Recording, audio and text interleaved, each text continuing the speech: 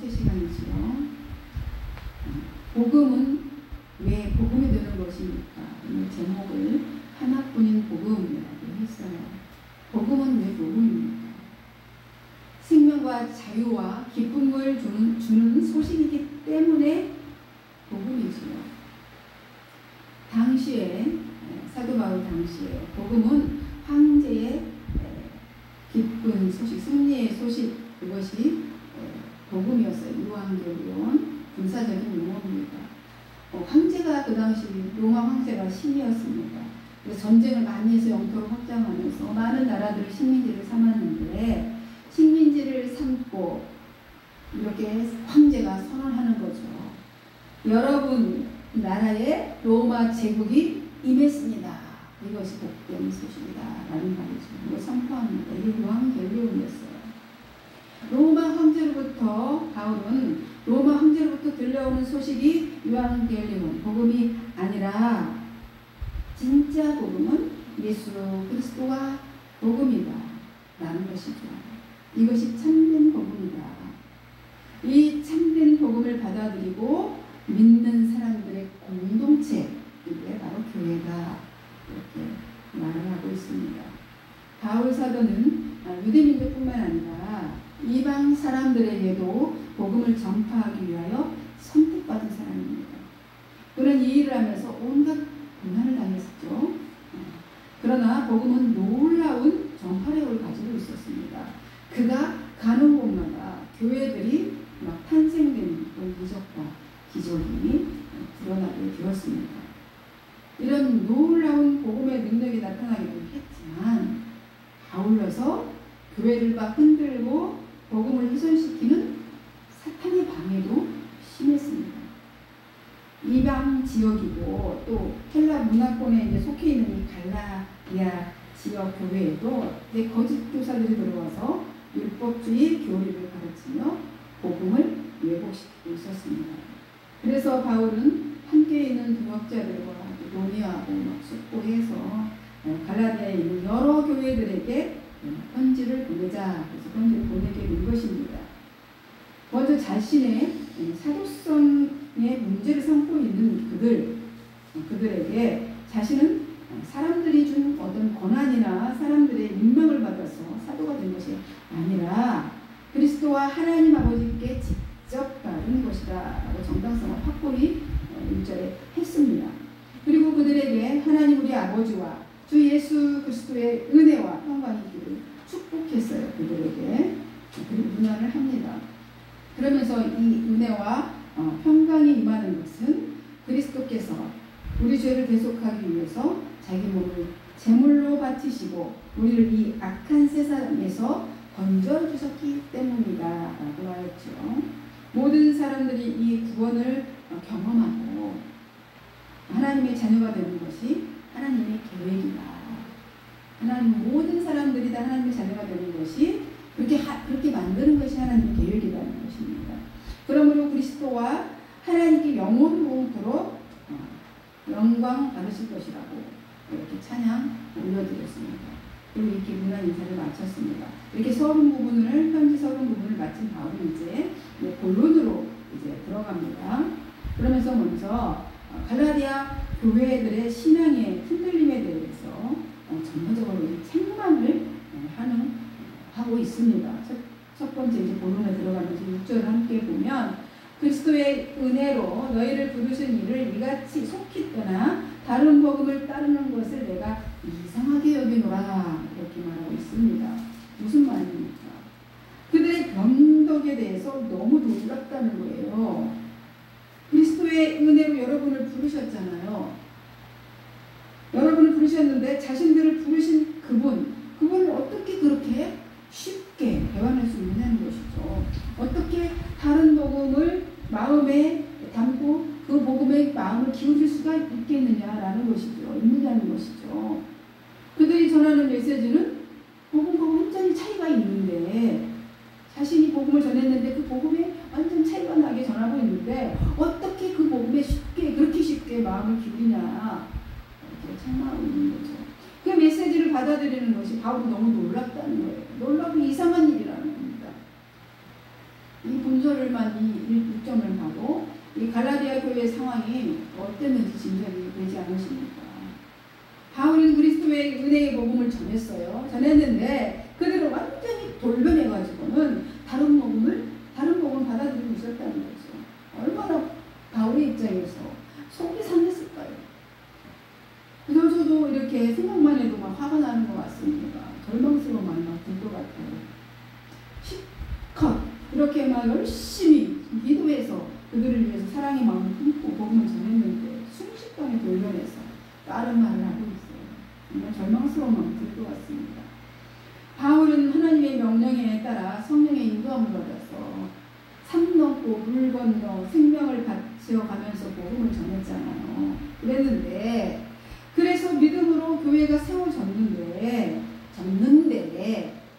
이렇게 빨리 복음이 변질될 수 있다는 겁니다. 이렇게 변질될 수가 있습니다. 너무나도 않을 수 없었다는 거죠. 그런 잘못된 복음을 받아들인 그들을 이제 속히, 그렇죠, 더 빠져들기 전에 속히 바로잡아야 되기 때문에 이렇게 펜을 들지 않을 수가 없었습니다. 그래서 바울은 단도직입적으로 말하죠. 7절 뭐라고 말합니까? 7절 같이 읽읍시다. 이게 핵심이죠. 다른 복음은 없나니 다만 어떤 사람들이 너희를 교란하여 그리스도의 복음을 변하게 하려 함이라 그랬습니다. 다른 복음 없다. 딱 단도직입적으로 말합니다. 여러분이 그 받아들인 그 복음은 복음이 아니다 라는 거죠. 그것은 어떤 사람, 이게 거짓 교사들이죠. 어떤 사람들이 여러분을 혼동 속에 몰아넣어서 복음을 왜곡시키려는 아주 간교한 그런 수작에 불과한 것이다 라고 말하고 있습니다. 또 완전히 다른 메시지고 미질적인 것이고 메시지라고 할 수 없는 하나님에 대해서 아주 거짓말을 하고 있기 때문에 그 복음 자체가 아니다 라고 이렇게 아주 단도직입적으로 단호하게 말을 합니다. 복음에 대해서는 아주 냉정하게 선언을 하고 있는 거죠. 거짓 교사들은 오직 예수 그리스도에 대한 믿음이 아닌 율법과 행위에 의한 구원의 길을 제시하고 있기 때문에 그것이 복음이 될 수 없다는 것이죠. 예수님께서 수고하고 무거운 짐진 자들아 다 내게로 오라고 했지 않습니까? 율법의 짐을 지고 그죠? 2000개가 넘는 율법의 전통까지 그 은혜와 그 평강을 누려야 될 하나님의 백성들이 무거운 그 죄 때문에 그 율법의 짐을 졌는데 거기서 수고하고 그 무거운 짐진자들과 다 나에게 와서 쉼을 얻으라고 주님이 그렇게 그것이 복음이잖아요. 기쁨의 소식이잖아요. 그렇게 했는데 다른 길을 지금 제시해요. 율법을 지켜라. 하나님을 향해라. 계속 다른 복을 제시하고 있습니다. 이미 그 길에서 떠났는데요. 이 죄에서 해방을 시켜주셨는데 그건 구원이 될 수 없는 거지 않습니까? 전혀 다른 길을 제시하고 있는 거예요.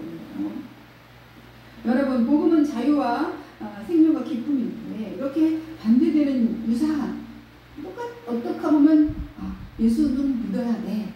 이제 예수는 믿어야 되는데 그러면 율법도 지켜야 돼. 예수님을 딱 믿는 거 어떻게 그렇게 구원이 되겠어? 라고 이렇게 유사하게 가르치는. 그래서 복음을 흘리는 그런 것은 복음을 파괴시키는 커다란 범죄인 것이고. 그래서 지금 온 바울은 갈라디아인들에게 자신이 전한 복음, 그 복음이 참된 복음임을 확증하는 이렇게 말을 하고 있습니다. 8절에 그러나 우리가 혹은 하늘로부터 온 천사라도 우리가 너희에게 전한 복음 외에 다른 복음을 전하면 저주를 받을지어다 이렇게 말해요. 자신이 전한 복음을 왜곡하고 있는 있는데 그런 자들이 있는데 여러분들이 꼭 명심해야 할 것이 있습니다. 그러는 거죠. 그건 뭡니까? 자신과 자기가 함께 전했던 그 동역자들은 물론이고 비록 하늘에서 내려온 천사라고 할지라도 그 전한 복음 외에 천사의 모습을 하고 다른 복음을 전한다고 할지라도 여러분에게 전한 복음 외에 다른 복음 만약에 그가 다른 복음을 전한다면 그는 저주를 받아 따뜻한 자라 이렇게 말합니다. 저주가 될 거다. 그리고 9절에 똑같이 그렇게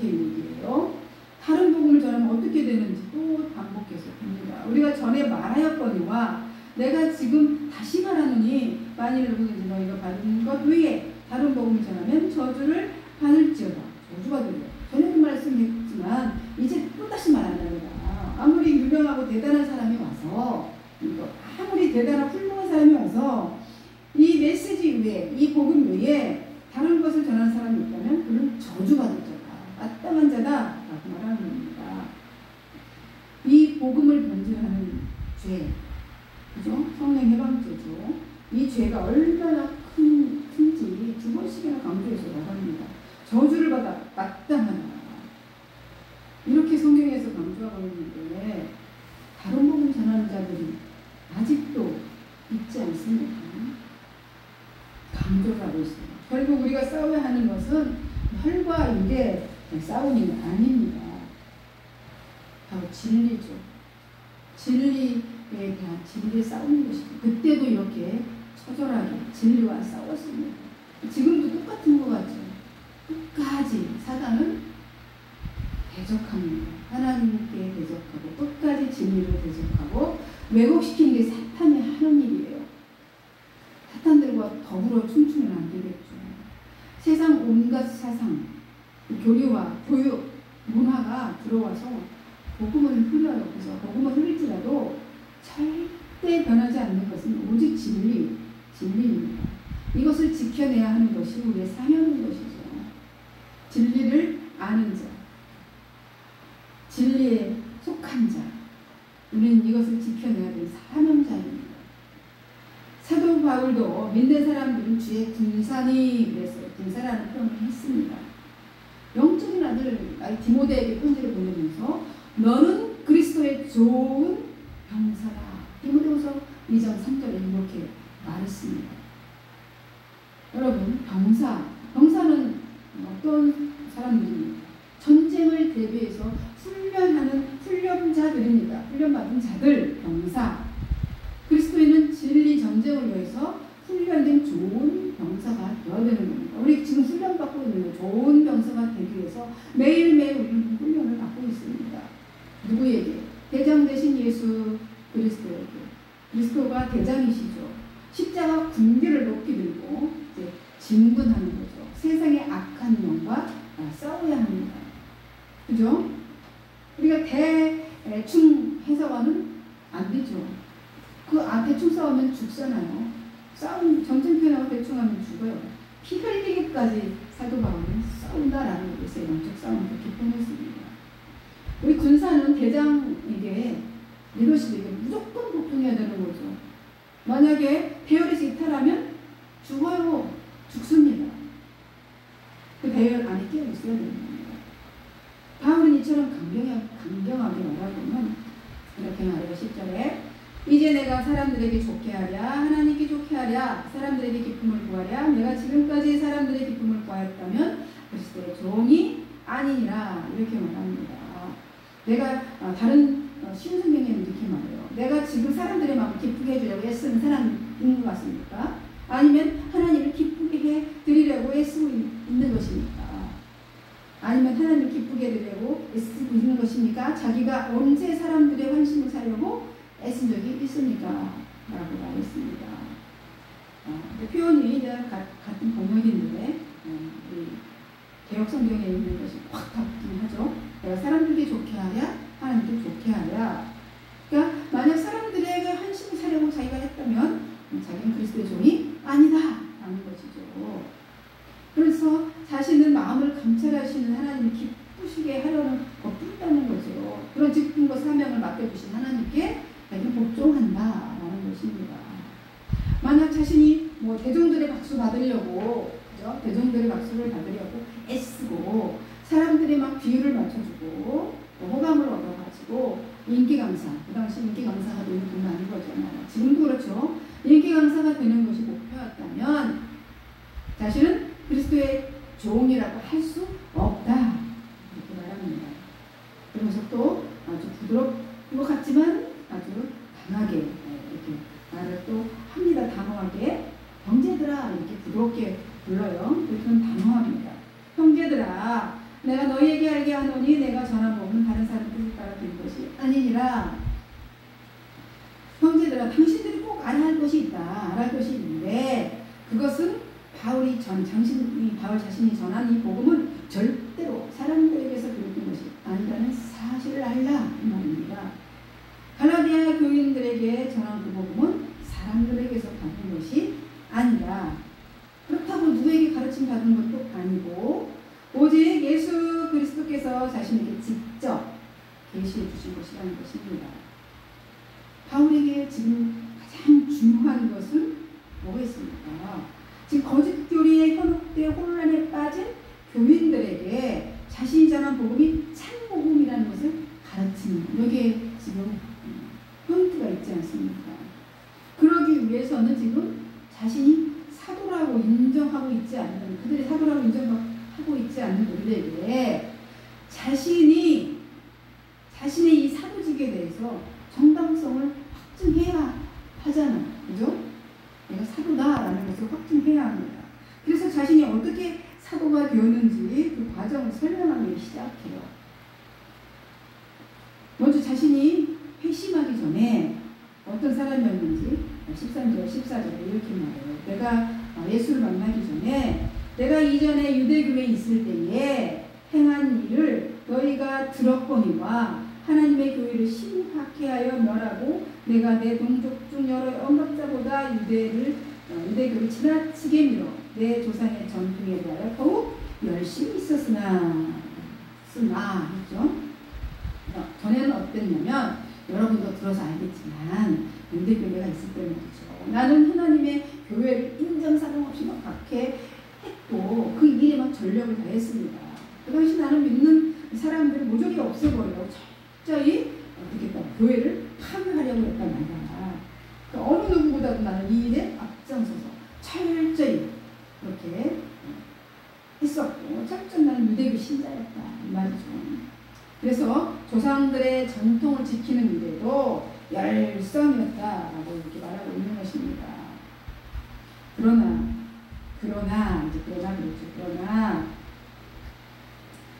어머니의 태로부터 그러나 하나님께서 그때도 자신을 향한 그런 계획을 가지고 있었더라 이렇게 말합니다. 15절 16절에 그러나 내 어머니의 태로부터 나를 택정하시려고 하시고 그의 은혜로 나를 부르시니까 그의 아들을 이방에 전하기 위하여 그를 내 속에 나타내시기를 기뻐하셨을 때에 내가 곧 혈육과 의논하지 아니하고 또 나보다 먼저 사도된 자들을 만나려고 예루살렘으로 가지 아니하고 아라리아로 갔다가 다시 다메섹으로 돌아가노라 이렇게 말합니다.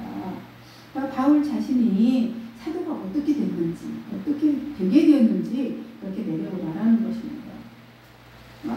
어떻게 됐다는 사도가 자신이 태어나기도 전에 하나님이 계획이 계셔서 어머니의 그 태에 있을 때부터 이미 자신을 택하셨다는 거죠. 택하시고 마침내 은혜로 부르신 하나님께서는 그 아들 예수 그리스도를 이방 사람들에게 전하게 하기 위해서 그 아들 예수 그리스도를 바울에게 나타내 보이셨다는 거예요. 그 아들을 나에게 나타내 보이셨다. 그래서 자기는 그것을 체험했을 때 그런 일을 내가 체험했을 때 자기는 즉각적으로 어떻게 행동했는지 순종했다라고 얘기를 하는 거죠. 즉 내가 부름 받았을 때 그때 즉각적으로 순종했다. 어떤 혈육이나 어느 누구한테 의논하지 않았어. 내가 이렇게 받았는데 내가 어떻게 할까요? 내가 뭐 이렇게 의논하지 않았다는 거예요. 그렇다고 해서 자신보다 먼저 된 사도들 12사도가 있었잖아요. 사도들보다도 만나려고 사람들 만나가지고 내가 사도인가 아닌가 뭐 이런 거 물어보려고 했을까요? 인정받으려고 했을까요? 그런 사람들을 만나려고 나는 예루살렘으로 가지도 않았다 이렇게 말합니다. 내가 그렇게 주님께 직접 주님을 만나고 나에게 예수님을 나타내 보이셨던 그 하나님의 은혜에 따라서 내가 그리스도의 그 복음을 내가 직접 듣고 내가 그 체험을 한 후에 어디로 갔다고요? 다메섹으로 갔다는 아라비아로 갔다. 다메섹 근처의 사막지대가 아라비아죠. 그걸 갔다라는 거예요. 왜 사막으로 갔을까? 왜 사막으로 갔다는 거예요? 아무도 안 만나고 오직 독대하려고 해준 거죠. 남에게도 반응하지 않고 하나님 만나기 위해서 갔겠죠. 이게 뭡니까? 확신을 갖기 위해서 교제를 가지면서 복음의 진리를, 그리고 자기가 갖고 있었던, 아직까지 갖고 있었던 게 뭡니까? 율법학자요, 그죠? 신학자요, 바리새인 중에 바리새인이 자기가 갖고 있던 이것도 완전히 다 깨지고 부서져 내려버렸어요. 이제 예수님을 만나고 완전히 이제 새롭게 되었고 완전한 새로운 존재가 됐잖아요. 새로운 존재가 되었기 때문에 이제 다른 사람을 만나지 않았고 아라비아로 사막으로 가서 하나님과 깊은 교제 가운데 있었고 거기서 복음의 확신을 갖게 되었고 진리에 대해서 제정이 확실하게 되었다는 말이에요. 그 뒤에 그리고 다시 다메섹으로 되돌아갔다는 말이잖아요. 그리고 이제 18절 그 후에 3년이 흘렀어요. 3년 후에 이렇게 말합니다. 그 후 3년 만에 내가 누구를 만나려고 바로 3년이나 있었어요. 자기 혼자 게바를 방문하려고 예루살렘에 올라가서 그와 함께 15일을 머무는 동안 이제 본인이 그렇게 확실하게 하나님 먼저 만나고 3년이 지나고 자기가 복음에 대한 확신을 갖게 되고 이제 새로운 복음에 대한 어떤 진리에 대한 어떤 제 온전한 이제 마음이 굳건하게 선 다음에 베드로를 찾아간 거죠. 게바가 베드로죠. 회심 사건이 있고 3년 후에 베드로를 만나서 이제 어떻게 됐습니까? 자기 성장했겠죠. 3년 동안 자기 성장, 자기가 누구인 확신을 갖기 위해서.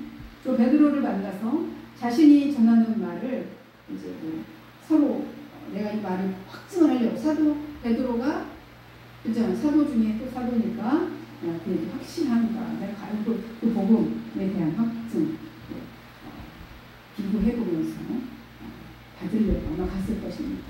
거기서 베드로가 15일 동안 머물렀대요. 그때 예수님의 동생 야고보 외에 다른 사도들은 내가 아무도 만나지 않았다 이렇게 말합니다. 왜 아무도 안 만났을까? 15일 동안 머물렀는데 사도들이 그죠? 2주간도 넘게 있어서 15일 보름 동안이나 머물렀다고 했습니다. 아직 바울에 대한 검증이 끝나지 않았겠죠. 그래서 만약에 베드로와 야고보는 봤으니까 근데 만약에 바울이 회심했다고는 하나 확증할 수가 없는 거잖아요. 사도들 입장에서 만일 이렇게 되면 완전히 예루살렘 교회가 초토화될 가능성이 있기 때문에 아마 그렇지 않았을까라고 측측을 해봅니다. 아무도 만나지 않았대요. 지금 쓰고 있는 이 말은 하나님 앞에서 내가 거짓말이 아니다 이렇게 말합니다. 그 뒤에 이제 자기가 수리아 길리기아로 지방으로 갔고 그때까지만 해도 유대 지역에 있는 그리스도인들에게는 자기는 전혀 얼굴이 알려지지 않는 사람이었다는 거예요. 전혀 알려지지 않는 사람이었다. 그죠? 그리스도에 있는 유대인들 교회들 나 얼굴로는 알지 못하고 22절에 이렇게 했어요. 전혀 얼굴 알지 못했다. 다만 전에 우리를 박혀든 사람이 23절에 어떻게 했어요? 전에 멸하려던 그 믿음을 지금 전한다 하면 듣고 이랬어요. 그러니까 다만 내 얼굴을 아무도 그때만 해도 알려지지 않았었고 다만 전에 우리를 박혀하던 사람 그게 사울이잖아요. 바울. 전에 우리를 박혀하던 사람이 이제는 자기가 없애버리려 했던 그 메시지를 아예 없애버리려고 다 죽였잖아요. 아니 그런 걸 전한다. 예수를 안 믿었으니까. 근데 그 메시지를 그 사람이 전하고 있다. 이 정도였다는 거예요. 그런 소문만 떠들고 있었다. 근데 놀라운 것은 그때 그들이 그런 메시지를 전하고 그랬는데 그런 반응이었는데 자기한테 보인 반응이 뭐냐면 하나님께 영광 들었다는 거예요. 자기가 복음을 그런 메시지를 전했는데 하나님께 영광을 돌리더라. 그런 것입니다. 그러므로 자신의 인생에 개입해 오신 하나님께서는 이미 자신이 태어나기도 전에 이렇게 택하시고 이방인들에게 예수 그리스도를 전하기 위해 계획을 세우시고 그리고 예수님께 이렇게 예수님을 자신이 나타나게 하셔서 사명과 직분을 주셨다.